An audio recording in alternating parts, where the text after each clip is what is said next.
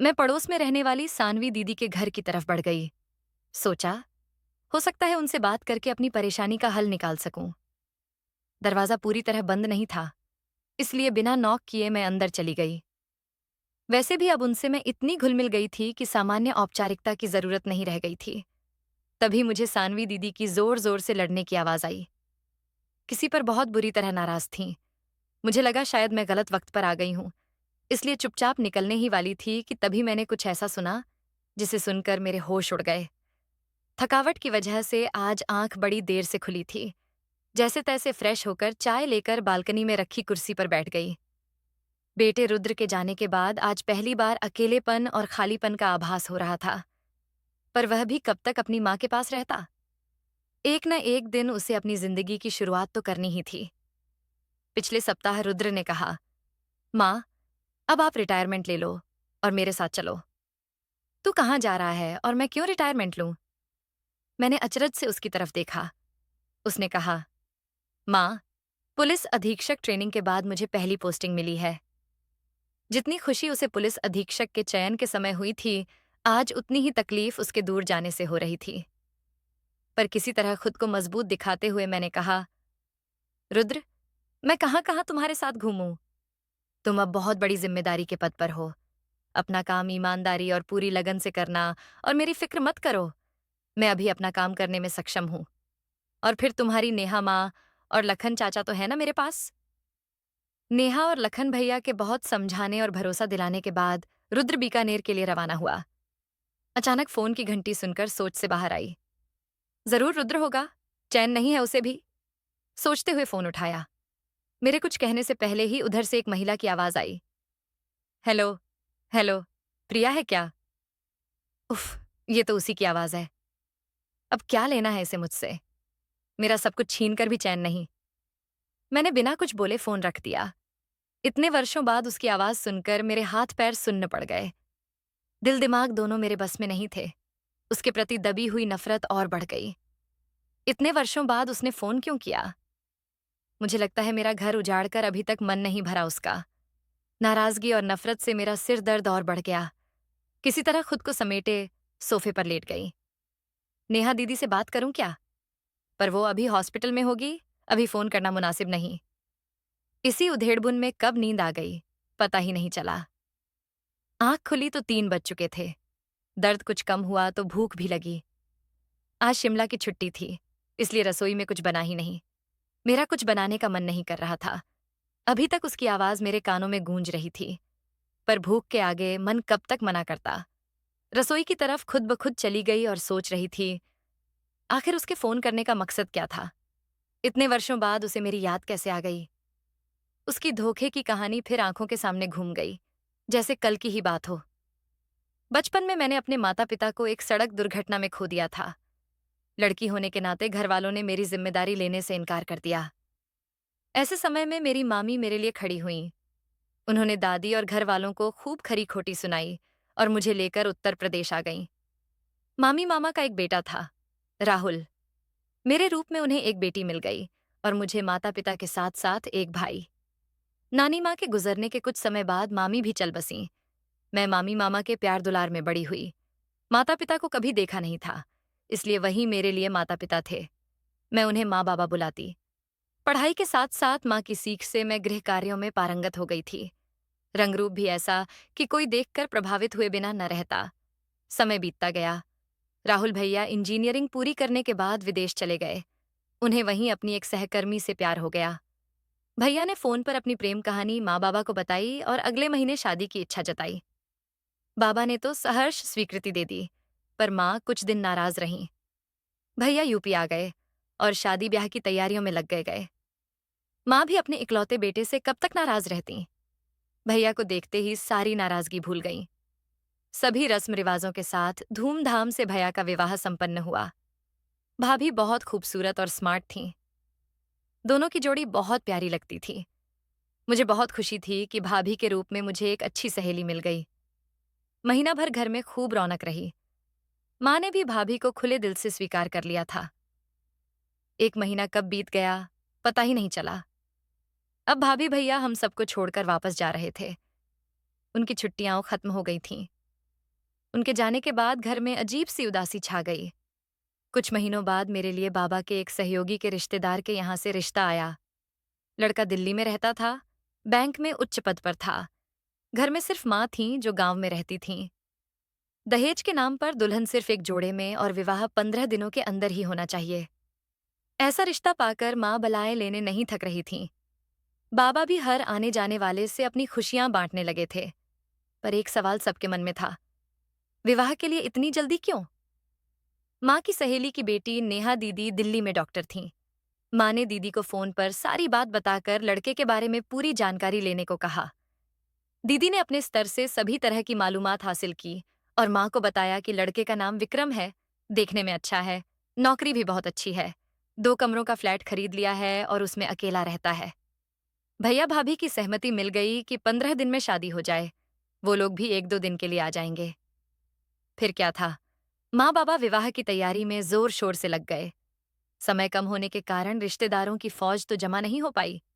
हाँ, कुछ आस-पास रहने वाले जरूर आ गए। विवाह सादगी से होना था, यह लड़के वालों की मांग थी। फिर भी माँ ने अपने घर की सभी रस्में पूरी की और मेरा विवाह संपन्न हुआ।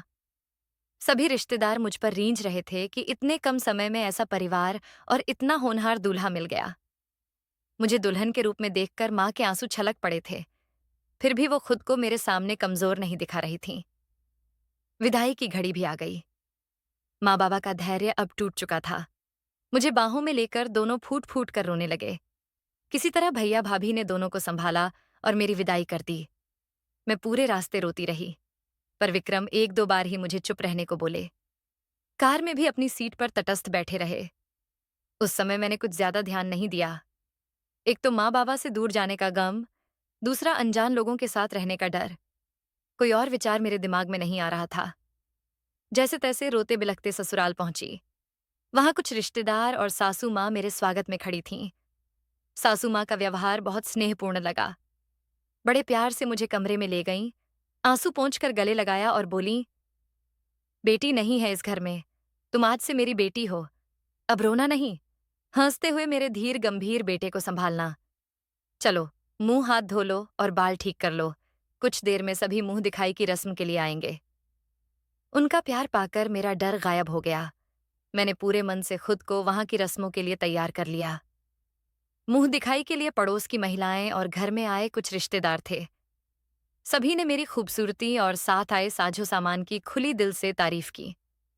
मैंने सासू माँ की तरफ देखा, उनका चेहरा गर्व और खुशी से दमक रहा था। सबको संतुष्ट देख मन को शांति मिली। सभी के जाने के बाद सासू माँ ने माँ को फोन किया और भरोसा दिलाया कि उनकी बेटी अब इस घर की बेटी है। मुझसे बात कराई। शाम ढलने को थी। विक्रम गृह प्रवेश की रस्मों के बाद से दिखे नहीं थे। मुझे एक सजे सजाए कमरे में ले जाकर बैठा दिया गया। हर लड़की की तरह अपनी सुहागरात के सुंदर सपने सजाए मैं विक्रम का इंतजार करने लगी। दिन भर की रस्मों की थकान महसूस हो रही थी कि कब नींद आ गई, पता ही नहीं चला। प्रिया, उठो बेटी। सासू माँ की आवाज सुनकर मैं चौंक कर उठ बैठी। सॉरी माँ, मैं इतनी देर तक नहीं सोती, पता नहीं ऐसे कैसे सो गई। मेरी नजर शर्म से फर्श पर टिकी थी। कोई बात नहीं बेटी, तुम बहुत थकी हुई थी, इसलिए नींद आ गई। चलो, अब नहा लो और तैयार होकर बाहर आ जाओ, कुछ रिश्तेदार अभी थोड़ी देर में जाएंगे। हंसते हुए उन्होंने मेरे सिर पर प्यार भरा हाथ रखा। जी माँ, अभी तैयार होकर आती हूँ। सासू माँ के जाने के बाद मैं विक्रम के लिए सोच रही थी। संकोचवश उनसे कुछ भी पूछ न सकी। रात में वो कमरे में आए भी थे या नहीं, या सुबह उठकर चले गए। उफ प्रिया, ऐसे कैसे अपनी सुहागरात में भी घोड़े बेचकर सो गई। खुद को कोसते हुए तैयार होने उठी। लगभग सभी रिश्तेदार जाने को तैयार थे। सासू माँ सभी की विदाई कर रही थीं। मैं भी उनकी मदद के लिए उनके साथ खड़ी हो गई। पर मेरी नजर विक्रम को ढूंढ रही थी। वो कहीं दिख नहीं रहे थे। सासू माँ को शायद मेरी मनोस्थिति का भान हो गया। उन्होंने कहा, प्रिया, सुबह से विक्रम सभी के लिए टैक्सी का इंतजाम करने में लगा हुआ है, तुम परेशान ना हो। मैं झेंप कर इधर उधर देखने लगी और वो मुस्कुरा रही थीं। सभी के जाने के लगभग 1 घंटे बाद विक्रम कमरे में आए और बोले, कल रात तुम बहुत गहरी नींद में सो रही थीं। शायद इन 4 दिनों की भारी भरकम रस्मों से थक गई थीं। जी, कल नींद आ गई थी मुझे, पर आप जगा सकते थे। मैंने अपनी तरफ से सफाई दी। कोई बात नहीं। उन्होंने मुझे मुस्कुराते हुए देखा। सच कहूं तो जिंदगी में पहली बार मुझे कुछ ऐसा महसूस हो रहा था जिसे मैं समझ नहीं पा रही थी। और ऊपर से विक्रम की मुस्कान। मैं खुद पर नियंत्रण खोती जा रही थी। जिंदगी खूबसूरत लगने लगी। सब कुछ अच्छा लग रहा था। ये क्या हो रहा है मुझे? कहीं मुझे विक्रम से प्यार तो नहीं हो गया इतनी जल्दी? अभी तक विक्रम से मेरी ज्यादा बात भी नहीं हुई थी और मैं क्या-क्या सोच रही हूं। पागल प्रिया।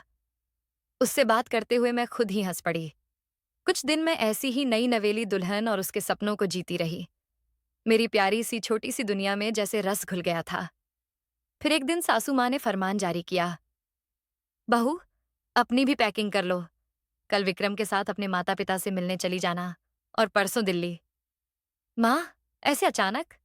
अभी तो कुछ समय और रुकना था। नहीं बेटी, विक्रम की छुट्टियां खत्म हो रही हैं। वो परसों चला जाएगा तो तुम यहाँ क्या करोगी? सासू माँ का फैसला था। माना तो था ही। अतः मैंने भी पैकिंग शुरू कर दी। पर विक्रम के चेहरे पर एक अजीब घबराहट और बेचैनी महसूस की। मैंने सोचा, क्या मुझे साथ नहीं ले जाना चाहते? एक बार पूछूं? पूछने पर कहीं नाराज ना हो जाए। मन में कई तरह के सवाल चल रहे थे। अचानक ऐसी तब्दीली देख किसी का भी मन संशय में पड़ जाए। और ये मेरा भ्रम भी हो सकता है। माँ को छोड़कर जाने से भी मन उदास हो सकता है। मैं भी क्या कुछ भी सोचकर बैठ जाती हूँ। यही सच होगा। माँ के लिए ही विक्रम चिंतित होंगे। सोचकर काम में जुट गई। अगले दिन सुबह सुबह मायके के लिए निकल गए। माँ बाबा हम दोनों को देखकर बहुत खुश थे। प्रिया बिटिया, आज कुछ भी ना नुकुर नहीं करना, सब अच्छे से खा लेना। तुम्हारी माँ सुबह से रसोई से निकली ही नहीं। तुम्हारी पसंद का सब बनाया है। दामाद जी की पसंद के बारे में ज्यादा कुछ नहीं पता। जो पता था सब बन गया। अरे बाबा, आप नाहक परेशान हो रहे हैं और माँ को भी परेशान किए हुए हैं। विक्रम सब कुछ खाते हैं। मेरी बाबा से प्यारी नोक झोंक चल रही थी, पर मेरी नजर विक्रम पर ही थी। उनके चेहरे पर पहले से भी ज्यादा परेशानी दिख रही थी। आखिर बात क्या है? यहां भी कुछ पूछा नहीं जा सकता था। माँ तो मेरी शक्ल देखकर ही मेरा दिमाग पढ़ लेगी। मुझे सहज होना होगा। इसी तरह दिन बीता। मैं खुद को सहज रखने का हर संभव प्रयत्न करती रही। दामाद जी कम बोलते हैं क्या? नाराज हैं तुझसे? जब से आए हैं कुमकुम से हैं। हर सवाल का हाँ या ना में जवाब दे रहे हैं। आखिर माँ ने पूछ ही लिया। माँ की नजरों से कोई कैसे छिप सकता है? पर मैं बोली, माँ, आप भी क्या क्या सोच लेती हैं? हाँ, विक्रम कम बोलते हैं, पर मुझसे नाराज क्यों होंगे? वो माँ को अकेले छोड़कर जाने की वजह से थोड़े परेशान हैं, बस। माँ को किसी तरह समझा लिया, पर सच तो ये था कि विक्रम का ये व्यवहार मेरी समझ से परे था। माँ बाबा से विदा लेकर हम उसी रात चले गए। वहां भी सासू माँ हमारा इंतजार कर रही थीं। खाना खाकर आ गए थे। थके हुए भी थे। इसलिए ज्यादा बात न कर सिर्फ वहां का हालचाल बताकर सोने चली गई। सुबह की किरणें जब चेहरे पर पड़ीं तो नींद खुली। बगल में विक्रम भी गहरी नींद में थे।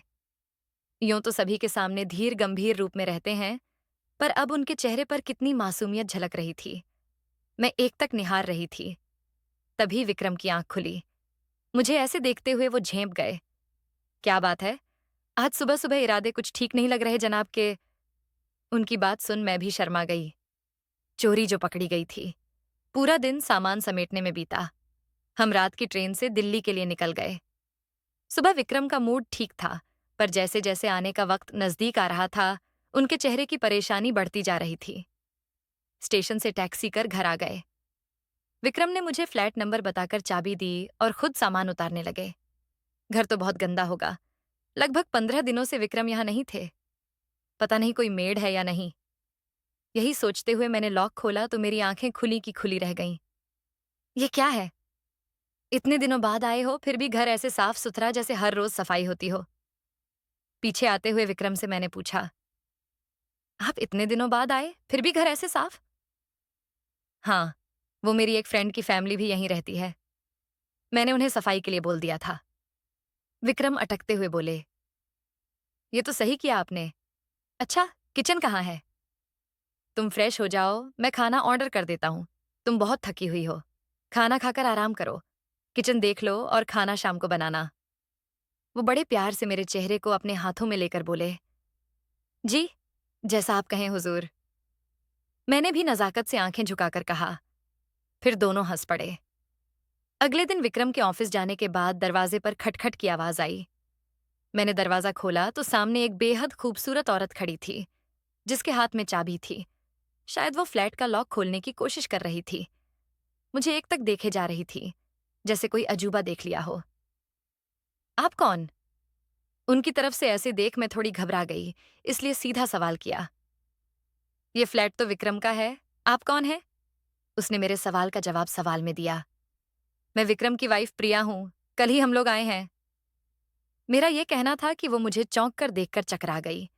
मैंने झट से उसे सहारा दिया और अंदर ले आई। पानी पिलाया तो वो कुछ संभली। आप ठीक तो हैं? कौन हैं आप? मेरे जहन में कई तरह के सवाल थे। जी माफ करें, मैं आपके ऊपर वाले फ्लैट में रहती हूँ। कल बाहर गई थी, रात में वापस आई, इसलिए पता नहीं चला कि विक्रम वापस आ गए हैं। मैं तो सफाई करवाने आई थी। उसने खुद को संभालते हुए कहा। वो तो आप हैं। कल विक्रम ने बताया था कि उनके कोई फ्रेंड ऊपर वाले फ्लैट में रहते हैं, वही साफ सफाई करवा देते हैं। पर आपकी तबीयत ठीक नहीं लग रही। हाँ, कमजोरी महसूस कर रही हूँ कुछ दिनों से। शायद इसलिए चक्कर आ गया होगा। अरे तो फिर आपको आराम करना चाहिए। आप मेरे घर की देखभाल में लगी हैं। आप बैठिए, मैं चाय बनाती हूँ। आप प्लीज परेशान ना हो। अरे परेशानी कैसी? आपके बहाने मैं भी चाय पी लूंगी। कहते हुए मैं किचन में चली गई। देखिए, मैं भी कितनी अजीब हूँ। इतनी देर से हम बातें कर रहे हैं और आपका नाम तो मैंने पूछा ही नहीं। मैं सानवी। मेरे पति अंकित आर्मी में हैं। पोस्टिंग भी ऐसी जगह पर है जहां परिवार को नहीं रख सकते, इसलिए मैं अकेली अपनी बेटी को लेकर रहती हूँ। आप दिल्ली जैसे शहर में अकेली रह रही हैं? सानवी, आप में बहुत हिम्मत है। मैं तो अकेले रह ही नहीं सकती। विक्रम जब तक ऑफिस से नहीं आते, मैं तो बेचैनी से उनका इंतजार करती रहती हूँ। मेरी बात सुनकर वो अजीब नजरों से मुझे एकटक देखने लगी। मैंने गौर तो किया, पर समझ नहीं आया कि वो ऐसे क्यों देख रही है। सूर्य अस्त होने वाला था। आसमान में चारों तरफ लालिमा छाई थी। मैं गेट पर खड़ी विक्रम का इंतजार कर रही थी और प्रकृति के इस खूबसूरत नजारे को तथा अपनी खुद की बनाई सपनों की दुनिया में खोई हुई थी। तभी विक्रम की आवाज ने मुझे ख्यालों से बाहर निकाला। यहाँ क्या कर रही हो प्रिया? तुम अभी इस शहर से अनजान हो, ऐसे बाहर निकलकर मत खड़ी हुआ करो। घर में घुसते ही विक्रम शुरू हो गए। तो क्या मैं पूरा दिन घर पर बैठी रहूं? बाहर सिर्फ मैं ही नहीं, और भी औरतें खड़ी हैं, और मैं इस शहर से इतनी भी अनजान नहीं। मेरा भाई जब यहाँ पढ़ता था तो मैं भी उसके पास रहती थी।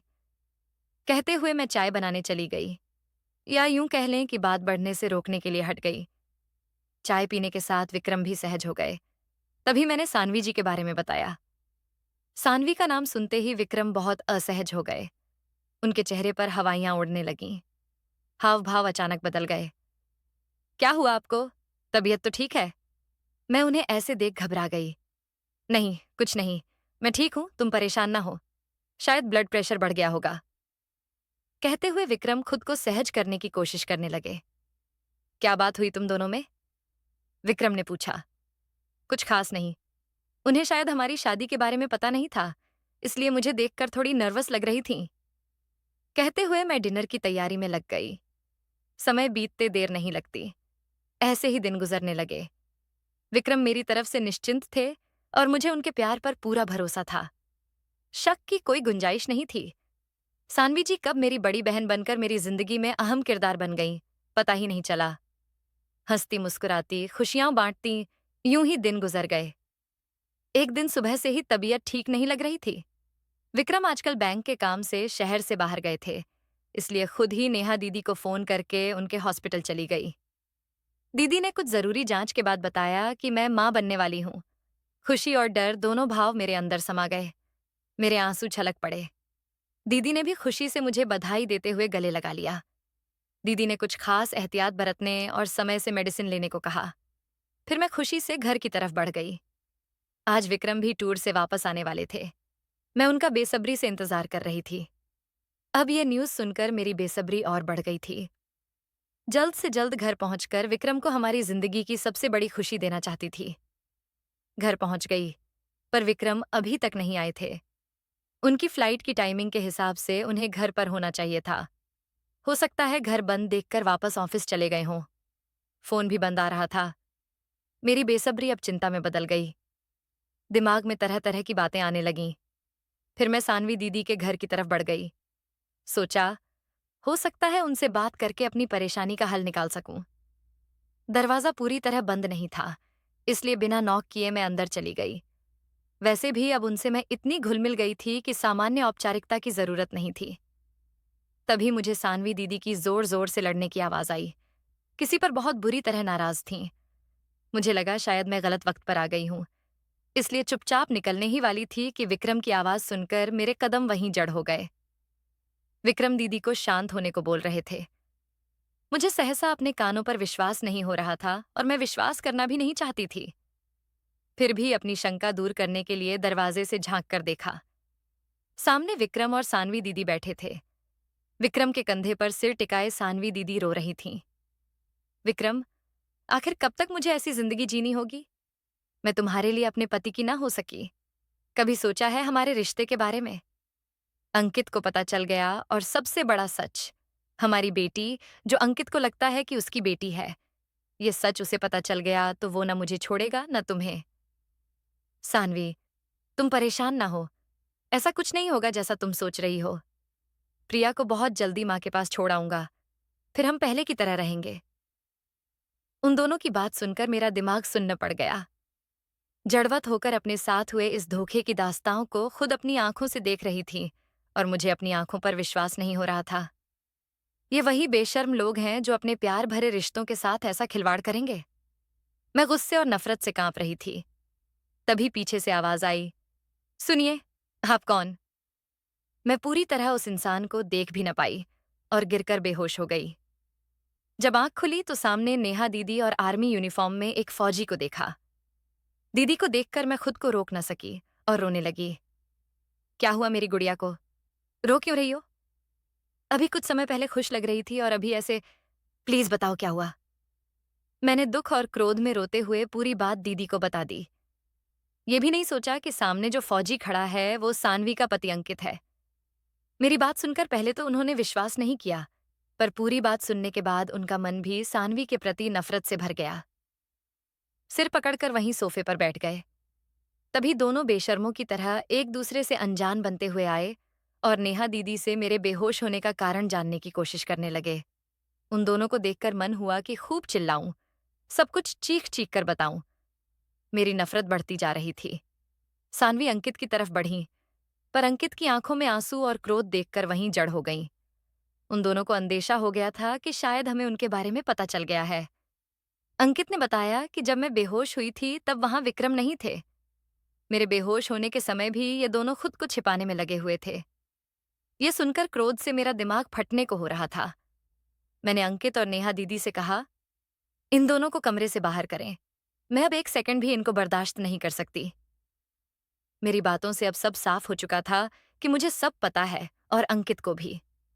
सानवी अंकित को सफाई देने की कोशिश करने लगी, लेकिन जब अंकित ने डीएनए टेस्ट की धमकी दी तो रोते रोते सब कबूल कर लिया। विक्रम तटस्थ खड़े रहे। चेहरे का रंग उड़ा हुआ था, मुंह से आवाज नहीं निकल रही थी, जैसे कंठ सूख गया हो। मेरे साथ ऐसा क्यों किया विक्रम तुमने? मैंने अपना सब कुछ लुटा दिया, प्यार किया, भरोसा किया तुम पर, और तुमने क्या किया? अगर सानवी से प्यार करते थे तो थोड़ी हिम्मत और मर्दानगी भी जुटा लेते। माँ से बात करते, कम से कम मेरी जिंदगी तो बर्बाद नहीं करते।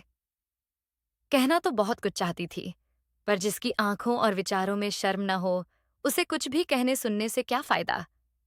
इन दोनों ने एक पल में मेरी जिंदगी बदल दी। जहां मैं अपनी खुशियां बांटने चली थी, वहीं इनके दिए धोखे से टूटी हुई हॉस्पिटल के बेड पर पड़ी हूं। कुछ समझ नहीं आ रहा था कि क्या करूं, किधर जाऊं। मेरे इस बुरे वक्त में नेहा दीदी और अंकित, जो खुद मेरी तरह इनके धोखे के शिकार हुए थे, मेरे साथ साहस से खड़े रहे। दीदी ने सासू माँ और मेरे मायके में फोन कर उन लोगों को भी बुला लिया। माँ बाबा मेरी हालत देखकर टूट गए। अकेले में दोनों रोते, पर मेरे सामने हिम्मत और समझदारी की बात करते। नेहा दीदी मुझे और माँ बाबा को अपने घर ले गईं। माँ बाबा को मेरी प्रेगनेंसी के बारे में पता था। वो समाज और परिवार के लिए मुझे समझौते के लिए राजी करने में लगे थे। उनका सोचना था कि अकेले इस पुरुषवादी समाज में मैं एक बच्चे को कैसे पाल सकती हूँ, इसलिए मैं विक्रम को माफ कर दूं। मैं विवश होकर उनकी बातें सुनती और सोचती रहती, क्या हम औरतें इतनी कमजोर हैं कि अकेले बच्चे नहीं पाल सकती, अकेले रह नहीं सकती? क्यों हर पल हमें जीने के लिए पुरुष का सहारा चाहिए? अपनी पत्नी माँ को धोखा देने वाले पुरुष को क्या कहेंगे जब वो एक साथ दो औरतों से संबंध रखे? समझौता सिर्फ स्त्री करे और पुरुष अपने बड़े से बड़े गुनाह छिपाकर समाज में सिर उठाकर चले। मुझे ये मंजूर नहीं था। पर नेहा दीदी के अलावा कोई मेरी बात समझ नहीं रहा था। अगले दिन सुबह सुबह विक्रम आए, मुझसे बात करने की इच्छा जाहिर की। पर मैंने साफ कह दिया कि मैं उनकी उपस्थिति बर्दाश्त नहीं कर सकती। मेरी प्रेगनेंसी की खबर उन्हें लग गई थी, शायद माँ ने सासू माँ को बताया हो। बच्चे का हवाला देकर बहुत मनाने की कोशिश की गई, पर मैं अपने फैसले पर अडिग रही। ऐसे इंसान के साथ अब मैं एक पल भी नहीं रह सकती जिसकी एक रखैल और उसकी बेटी हो। जिंदगी में कभी कभी ऐसे मुकाम भी आते हैं जब हमें दिल से नहीं, दिमाग से फैसले लेने पड़ते हैं। आज मैं भी उसी मोड़ पर खड़ी थी। भैया भाभी का भी साथ मिला। नेहा दीदी तो पहले से थीं। मेरे लिए फैसला लेना अब इतना मुश्किल नहीं था। भैया के सहयोग से एक अच्छा वकील मिल गया और मैंने तलाक के लिए केस दर्ज कराया। तलाक की लंबी प्रक्रिया के बीच कहीं मैं हिम्मत न हार जाऊं, ये सोचकर भैया ने दिल्ली यूनिवर्सिटी में मेरा एडमिशन करा दिया। मैंने अपना पूरा ध्यान पढ़ाई में लगा दिया। सासू माँ भी अपने बेटे को छोड़कर मेरे साथ आ गईं। मेरा हौसला बढ़ाने में कोई कसर नहीं छोड़ी। विक्रम को अपनी तमाम संपत्ति से बेदखल कर दिया और सब कुछ मेरे और मेरे होने वाले बच्चे के नाम कर दिया। समाज और परिवार के खिलाफ जाकर माँ ने जो मेरे लिए किया, उसके आगे हम सब नतमस्तक हो गए। माँ ने दिल्ली में मेरे नाम से फ्लैट ले लिया और मेरे साथ मेरी देखभाल के लिए रहने लगीं। मैंने माँ बाबा को वापस भेज दिया था। वो लोग बीच बीच में आते रहते। भैया फोन से सारी जानकारी लेते और अपने मित्रों के सहयोग से मेरे हर काम में मदद करते। पढ़ाई के साथ तलाक में जो भी मुश्किलें आईं, सबका हल मेरे परिवार के निस्वार्थ सहयोग से ही संभव हुआ। अब मैं अकेली नहीं थी, पर इस समय विक्रम अकेले हो गए थे। उनकी माँ ने भी उनका साथ नहीं दिया, फिर दोस्त भी कहाँ तक साथ देते। सुनने में आया कि विक्रम सानवी और अपनी बेटी के साथ रहने लगे हैं। अंकित भी सानवी को तलाक देने के लिए केस कर चुके थे। मेरा और अंकित का केस लगभग एक साथ ही खत्म होना था। दिन महीने गुजरते गए। डॉक्टर ने डिलीवरी के लिए अगले महीने की तारीख दे दी। आखिर वह दिन भी आ गया। मेरा और विक्रम का रिश्ता अब कानूनी रूप से खत्म हो चुका था। विक्रम उदास से खड़े कभी मुझे देखते तो कभी माँ को, जो मेरा हाथ पकड़कर खड़ी थीं। माँ ने उनकी तरफ देखा भी नहीं और मेरा हाथ थामे कोर्ट की सीढ़ियां उतरने लगीं। उस दिन के बाद मैंने कभी विक्रम को नहीं देखा। कुछ दिनों बाद ही रुद्र का जन्म हुआ। रुद्र के आते ही घर की उदासी दूर हो गई। दादी पूरा समय अपने पोते की देखभाल में गुजार देती। नाना नानी भी आ गए थे। तीनों उसकी मुस्कुराहट देख अपने सारे दुख भूल जाते। मैं निश्चिंत होकर अपनी पढ़ाई में जुट गई। 10 दिन रह गए थे परीक्षा में। बेड पर लेटे पढ़ाई करती क्योंकि शरीर अभी कमजोर था और मेरी दोनों माँओं की सख्त हिदायत थी कि मैं कोई काम न करूं। इसी तरह सासू माँ और माँ बाबा की देखरेख में मैंने बीएड कर लिया। टीचर ट्रेनिंग की डिग्री भी ले ली। 3 साल कब गुजर गए पता ही नहीं चला। जल्दी ही मुझे दिल्ली यूनिवर्सिटी में प्रोफेसर की नौकरी मिल गई। धीरे धीरे मेरी गाड़ी पटरी पर आ रही थी। व्यस्तता बढ़ गई थी। ऐसे समय परिवार का साथ मेरे लिए वरदान से कम नहीं था। नेहा दीदी की भी शादी हो गई और उन्होंने नया घर मेरे घर के पास ही ले लिया। रुद्र नेहा दीदी से बहुत हिल मिल गया था। दीदी को नेहा माँ कहता और दीदी भी उस पर अपना सारा स्नेह लुटाती रहती। नेहा दीदी के पति लखन भैया बहुत सुलझे हुए इंसान थे। मेरी जिंदगी में वो मेरे दूसरे भाई बनकर आए थे। तभी फोन की घंटी ने मुझे अतीत से वर्तमान में खींच लिया। हेलो माँ। रुद्र की आवाज सुनकर मैंने अपने आंसुओं को पोंछते हुए खुद को संभालने की कोशिश की। हाँ बेटा, सब ठीक? वहां तुम ठीक तो हो? कुछ खाया कि नहीं? अरे रुको मेरी प्यारी माँ, मैं ठीक हूं। यहाँ घर भी बड़ा है, रसोइयां भी है, इसलिए खाना भी बन चुका है। वो हंसते हुए बोला। अच्छा, अब ज्यादा मजाक न कर मेरा बदमाश। इतना बड़ा अधिकारी बन गया है पर माँ की बातों का मजाक बनाना नहीं छोड़ा। मैंने भी झूठा गुस्सा दिखाया। माँ, मैं चाहे कितना भी बड़ा बन जाऊं, दिल से हमेशा आपका छोटा बेटा ही रहूंगा। रुद्र की बातों से मैं इमोशनल हो गई, पर खुद को संभालते हुए रुद्र को विक्रम के फोन के बारे में बता दिया। रुद्र ने साफ मना कर दिया कि न मैं कभी फोन उठाऊं और न उनके बारे में सोचूं। रुद्र ने नेहा दीदी और लखन भैया को भी बता दिया कि वो लोग मेरे पास आ जाएं, ताकि मैं अतीत की यादों में न खयोच ली जाऊं। रुद्र को विक्रम के बारे में सारा सच पता था। खुद माँ ने उसे उसके पिता की सारी सच्चाई बता दी थी। वो अपने पिता का नाम भी सुनना पसंद नहीं करता था, न ही कभी मिलने की इच्छा जाहिर की। सासू माँ और मैंने उससे कई बार पूछा था कि अगर वो अपने पिता से मिलना चाहे तो हम नहीं रोकेंगे। पर रुद्र को विक्रम का नाम भी सुनना पसंद नहीं था और न ही कभी विक्रम ने रुद्र से मिलने की इच्छा दिखाई। पिछले साल सासू माँ की मृत्यु की खबर विक्रम तक पहुंचा दी गई थी, पर विक्रम ने माँ के अंतिम संस्कार में भी आना जरूरी नहीं समझा। और आज इस फोन ने मुझसे मेरा चैन छीन लिया था। नेहा दीदी आई तो उन्होंने बताया कि सानवी उनकी ही हॉस्पिटल में इलाज के लिए आई है। उसे कैंसर हो गया है। सुनकर मुझे दुख हुआ। एक पल को तो मैंने भी उसका बुरा सोचा था, पर ऐसी सजा मिली ये कभी नहीं सोचा था। पूरी रात तमाम दुविधा में गुजरी, जाऊं कि नहीं।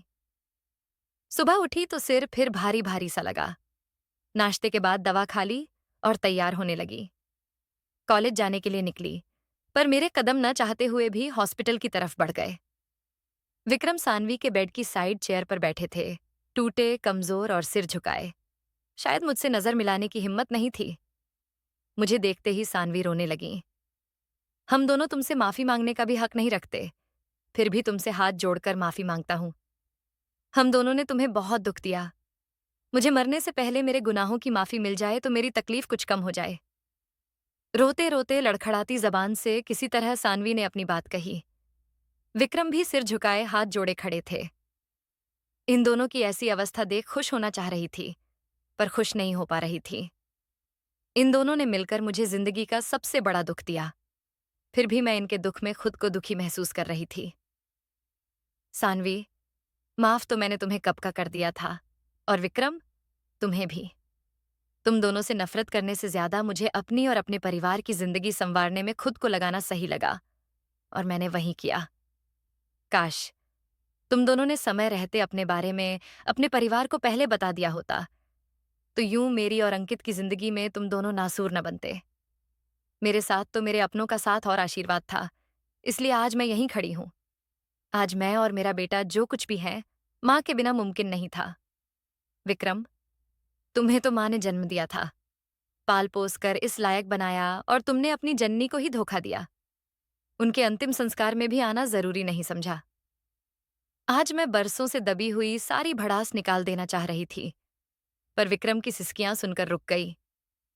तुम दोनों अब अतीत से बाहर निकलो और अपने इलाज पर ध्यान दो। मेरे मन में अब तुम दोनों के लिए कोई दुर्भावना नहीं है, न प्यार की और न नफरत की। लखन भैया अच्छे डॉक्टर हैं, पूरे विश्वास के साथ इलाज करवाओ।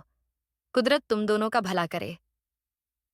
कहते हुए मैं बाहर निकलने लगी, तभी पीछे से विक्रम की आवाज आई। प्रिया, मेरा बेटा। विक्रम, तुम्हारा कोई बेटा नहीं है। जिसे मेरा बेटा कहा, अभी क्या उसका नाम भी पता है तुम्हें? मैंने झट से उनकी बात काटते हुए कहा, तुम्हारी एक बेटी है जो मुझे पता है, बस उसको और अपनी बीमार पत्नी को देखो। आज के बाद मुझे फोन करने या मुझसे मिलने की कोशिश भी मत करना।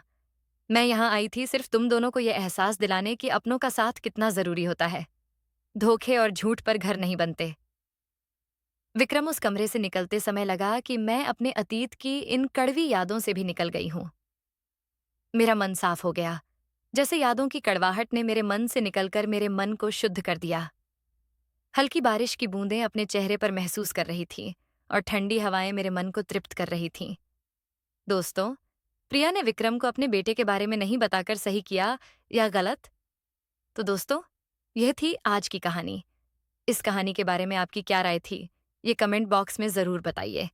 अगर आपको कहानी पसंद आई हो तो वीडियो को लाइक करें और चैनल को सब्सक्राइब करें और बेल आइकन पर क्लिक करके इसे ऑल पर सेट करें, ताकि आपको नए वीडियो की सूचना तुरंत मिल जाएगी। धन्यवाद।